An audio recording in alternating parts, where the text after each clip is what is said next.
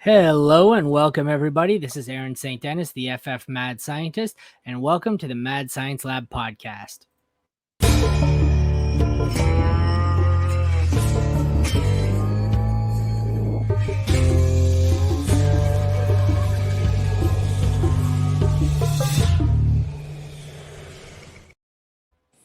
Tonight, we will be continuing on the My Thoughts series, almost winding down, a couple of teams left. And here to break down the New York Giants is SC Romero. SC, thanks for joining me, man. How's it going? Doing good, man. Appreciate you having me back on the show. Excited to talk some Giants. I'm in on a lot of these players, so I'm excited to get into it and speak about some of them. Yeah, some of them, the cost is quite user-friendly, so I have a few shares myself. You want to take a second here? Tell everyone where they can find your work? Yeah, for sure, man. You can catch some of my articles on RPO Football.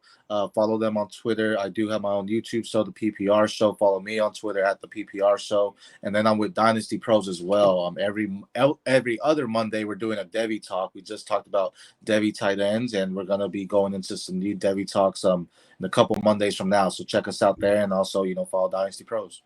Sounds good, my man. Sounds good. All righty. Without further ado, let's get right into it here with the Giants. Not much to see here in the quarterback room. There will be no quarterback battle, we hope. Daniel Jones is the starter. I believe he was the top 10 quarterback last year with the help of some rushing numbers. He's someone who I've been trying to get cheap shares of, just simply based on those rushing totals and the fact that he seems to have turned the corner a bit. Seems to be valued in the mid to late teens as far as value, and I think he'll finish top 12 again. And his backup here is Tyrod Taylor, who we hope to not see play at all. What are your thoughts here, more specifically, I guess, Daniel Jones? No, I actually love him. I had a few shares of him last year, and I was super excited. I've been a Daniel Jones believer for a couple years, and I really like what Dabble's doing with it. I kind of feel he's trying to build the mold of what he did in Buffalo, and yeah, they gave him the extension, so they do believe in him. It wasn't a cheap extension either, so it kind of gives you hope, or at least better hope, if you had Daniel Jones last year to say, okay, if I'm going to sell him, it might be for high, but yeah, if you can buy him for low, I would definitely do that. That rushing upside's great, and I think they're giving him some weapons, which is something he's lacked over the couple years. I think all the shares I've acquired of him have been through startup drafts. I find he really drops in the startup drafts, and it's at a price where I can take him. The problem I find with him is he's getting a little bit of Kyle Pitts, where you should be able to trade for him at a value, but the problem is the one person in your league who currently owns him is higher on him than you, just like with Kyle Pitts. So there's, right. I don't think there's a trade low window on him. I think it's a draft low window. Like, I think this might be the last year for him. So for that value, if you're doing some dynasty startups, he's a good one to target right now, because I think by this time next year, you're not going to be able to draft him low either anymore. And he's going to be just consensus top 12, unless some of the rookies go crazy. And in some of my super flex leagues, I mean, the reason why I'm punting on the top quarterbacks early, like I'm going Jefferson or Taylor or even Bijan in some of the leagues, it's because I'm comfortable getting Daniel Jones in those later rounds as my first quarterback and just build up those position spots. So I definitely feel that as a startup QB, if you're not saying, I'm not going to get one of those top ones, Daniel Jones is, for me, a comfortable target later on. Yeah. Just before we started, I was making my pick in the Fantasy Cares Eliminator. And if you know anything about that, it's 18 teams for charity, but it's super flex. So traditionally, 16 of the first 18 picks are quarterbacks, something like that. So I ended up, I forget who my first quarterback league or was in that league, because the pick was made like 3 days ago, but he came back around to me in like the second round, and like the 7th pick was like quarterback 26 off the board. So I just said, screw it. I don't remember who I paired him with. Might have been Dak or someone higher up. Might have been Trevor Lawrence, I think. But he's, like I said, quarterback 25, and he finished, off the top of my head, I want to say 8, but that might be too high. It might have been 10, but finished a lot higher than quarterback 25. So I'm digging the value in drafts anyways. For sure. Yeah. All right. Moving on to the running back room. Saquon Barkley's a scary one, playing under the tag, allegedly. There's rumblings that he's not intending to play under the tag, but I think that's just posturing. We've seen what happened to Le'Veon Bell when you sit out the year and it didn't work out. So Right. I think it's very possible they just ride Saquon into the ground here and then let him sign somewhere else next year, being backed up by journeyman Matt Breida and newly drafted rookie Eric Gray. No, not much draft capital there. Matt Breida is not really anything. So I think this is going to be a heavy usage of Saquon Barkley for as long as he stays healthy, and then the Giants will probably move on. So this is a good time where if you have Barkley, ride him as long as you can. But if you're a non-contending team or a rebuilding team, you might want to get out midway through the season because who knows where the hell he's going next year. What do you think about these guys?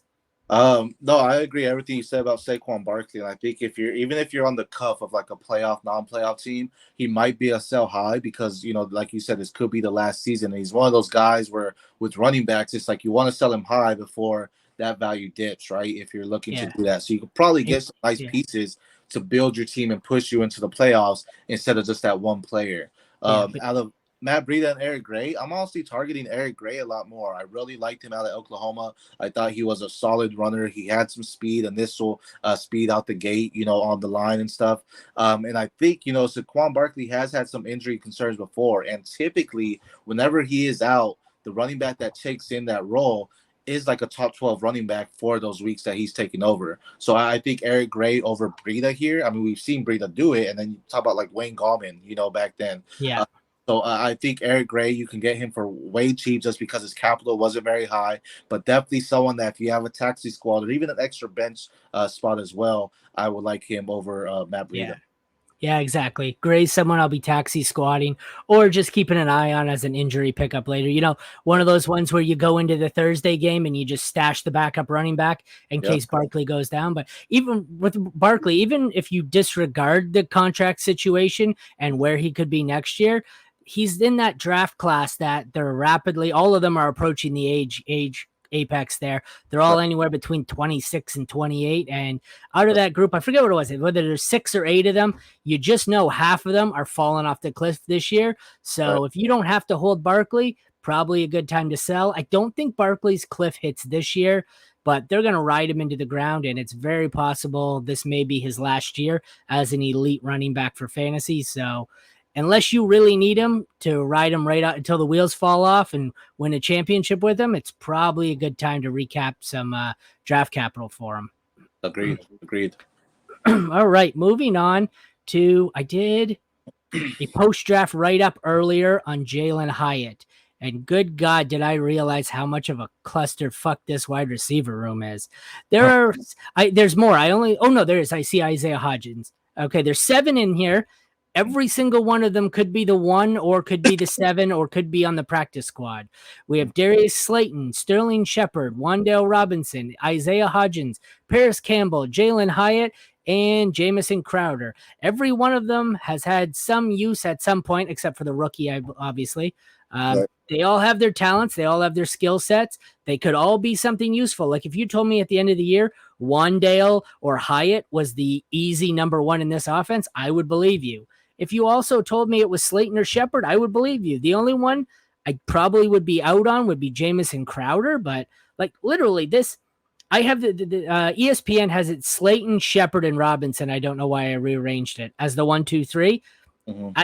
There's 1A, 1B, 1C, 1D, 1E, one like there's just 7 of these guys, and I don't know what the hell's going on with them. So, Right. is there anyone here you like more?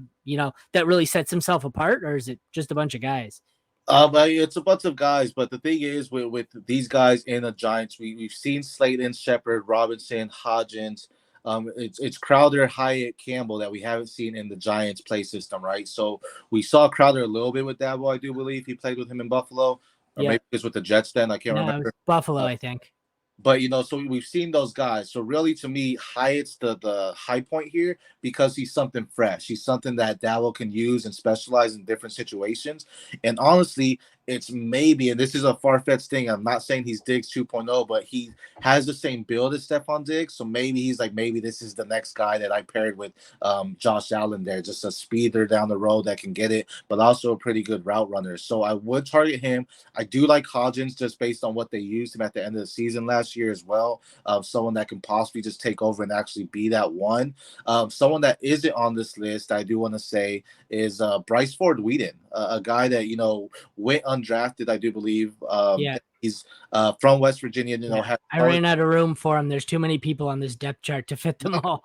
the wide receiver room without Lloyd. I mean, it's pretty stacked, and it really is up for grabs because there is no alpha there. So, which who do you like and go after him? Paris Campbell's a great guy too, but he's been injured, right? So, Wan'Dale Robinson, he's basically like a poor That's man's Zay Flowers. He plays big, but he's that's small.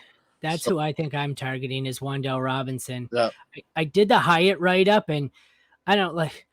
I always think of what Mike Tomlin said about Mike Wallace. He's a Mhm. one-trick pony, but it's a really good trick or whatever. I Right. thought the same thing about Jalen Hyatt, but for a guy going into the combine who was supposed to be by far the fastest, like you were expecting Devon A chain level speed. Right. He's fast. He's one of the faster ones in this class, but it's not Tyreek Hill speed here. Right. I don't know. I think he's going to be a boomer bust wide receiver. There's going to be games where this is literally the write up I did earlier, and I'm probably quoting myself here. There's going to be games where he breaks off 2 long touchdowns and puts up 150 yards, and then he's going to go an entire month with a combined 4 catches. It's going to be boomer bust, and I'm not sure Daniel Jones is necessarily the quarterback you want if you're the deep threat. That's why I kind of like Wan'Dale Robinson more. He seems like just your typical slot receiver, but Mhm. I'm not going to die on this hill. There's, like I said, there's 7 guys here, and any one of them could be what their wide receiver one. So I think I'm going to try and get a share of each one of them in a different league, with the Yeah. exception of Jamison Crowder, just based on his age. Who do you think right now is the highest value? Like if you had them, who can get you the most value back right now? The most expensive by far right now is Jalen Hyatt. That's the other reason I was off. Second would be Wan'Dale Robinson, and then pretty much the rest of them, from what I've seen, are almost free. Like Slayton and Shepard are on waivers in a lot of my leagues. I Yep. don't think Hodgins and Campbell are owned anywhere, and I wouldn't go after Crowder. It's like I said, it's a case of Hyatt isn't sky high in value, but he's the most expensive. Right. He's probably double the value or the cost of Wan'Dale, and I think they're both just as likely to hit. Like I don't think Wan'Dale's great. I don't think Hyatt's great, but I'd rather take the cheaper of the two. And the bad thing is with Shepard, like Shepard could have easily been the one, but he's coming off an Achilles injury too, I do believe. Yeah, So yeah, he's just someone where it's like, man, like he could be it, but I just don't see it coming off that Achilles. yeah. I really feel this might be his down year and down slope for him. The age too with him and Slayton. Like there's Yeah. someone where if I got to draft him in the last round of my redraft league or pick him up off waivers if I'm desperate at one point, that's fine. But Yeah. even if they do happen to pan out this year, I'm not taking him in any dynasty. I would rather take this home run swing on Wan'Dale or Hyatt than Right. just take the limited aging production of Slayton and Shepard. So For sure. plus, we get to the next section here where it even gets more convoluted. I like Daniel Bellinger and Lawrence Cager had some good games, but they Yeah. bring in Darren Waller, who if you also if you ended this season and told me Darren Waller was the #1 receiving option on the Giants, I would not be surprised at all. I know he's another one. He's getting up there in age. He's also dealing with injuries, new team, but I think they brought, like I said, I think they brought Waller in to be the #1. He's going to Yeah. serve as like the Travis Kelce, Mark Andrews, where your #1 receiver is going to be a tight end. So Yep. Waller is another one where on contending teams, I'm trying to pick him up because he's so old and injured. People are giving him away. Right. But, even in redraft, I'll take him. He's not someone I want to rebuild with, but Right. so what do you think of these guys? No, I agree with you on that too. I like Waller, and I think if he's healthy, he's a surefire hit. And if you can pair him with Daniel Jones, with him being healthy all season, then you probably got a nice little pancake stack there. Yeah. Bellinger, I do like too. Definitely for a taxi squad. I don't think this is his year with them bringing in Waller, but he is someone that if you had to rotate your tight ends, where he's going to be a touchdown dependent guy. So it's Yeah. like, you have to play him at the right spot just to get that touchdown. KHE can stay on your waiver wire. You'll be able to pick him up if those Yeah. guys get hurt. But I do like Darren Waller here, and I hope that he is healthy because I think that could be another top 5, top 7 tight end season for him. And then Bellinger, again, just if comparing the right week, he can help you win the week, but it has to be the right week because there'll be some where he gets a good pick also. That brings me to my next point, though, with Waller. Like I said, he's someone I'm targeting because he's falling, especially in Dynasty because of his age. But he's someone where in the leagues where I have drafted him so far, I'm handcuffing him with another tight end. So far, I've had a lot of him in the middle rounds, and I've handcuffed him with Gerald Everett late. And I think should Waller go down to injury at some point, he's going to miss some games. He's like a running back, even if it's only 1 or 2. I like the solid upside of Everett in LA with the Chargers. So, and he's nearly free. He's going off the board as tight end 22, and he finished as tight end 11 or 12 last year. So, like I said, I don't normally handcuff tight ends, and I mean it's obviously not a traditional handcuff, but if you're drafting Waller, but I mean if you're drafting any tight end outside the top 3, really, you should probably be drafting 2 tight ends anyways and just playing the hot hand, but more so with one who's aging and has a traditional or a history of injuries. I'm gonna like I said, Gerald Everett, I'm taking all day. Yeah, no, I agree with that. If you draft Waller, kind of have the mindset of, okay, he's not my starter the whole season. I'm going to stream my tight end position. And granted, again, if he's healthy, he might be, but go in the mindset of, I'm going to stream my tight end position if he's my first tight end off the board. He could easily finish as a top 5 tight end. He's just, like I said, how many running backs finish as a top 5 running back, but still miss 2 or 3 games? That's how I see Waller. He may finish as a top 3 or top 5 tight end. You're still going to have to fill in with him at some point. I know it's early. I've been using some best ball ADP as what I think the redraft ADP will be. Based on where you think a lot of these guys are going to go, and a lot of these guys are going to be cheap, and I'm sure we have the same answer here. Who is someone on this roster you think you'll be targeting in a lot of leagues and having on a lot of your teams?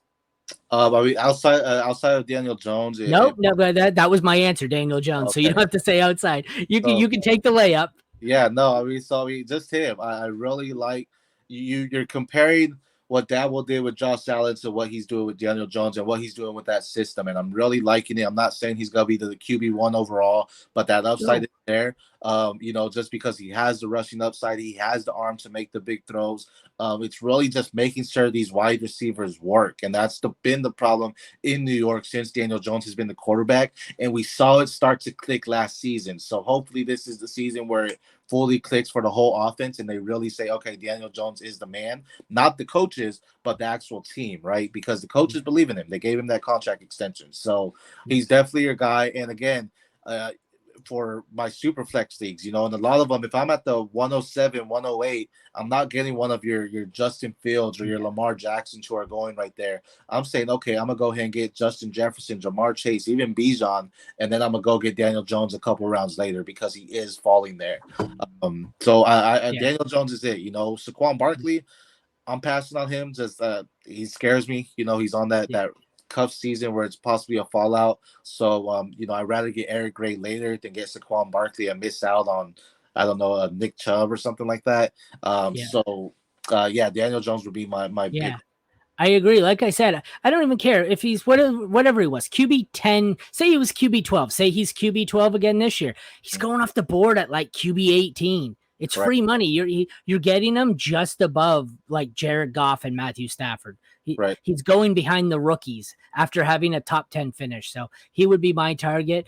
I think my avoid is going to be Barkley because of the uncertainty, the age, injuries, and the cost. He's by far the most expensive player on this roster. Who do you think you're going to avoid? Yeah, I mean, it would have to be Barkley. Outside of, just playing the lottery with the wide receivers, it had to be Barkley. Just because I still see him going in second and third rounds, second or third or something. The wide receivers aren't costing you, though, to play that lottery. That's the difference. Barkley's going, what, second round in Superflex, third round maybe?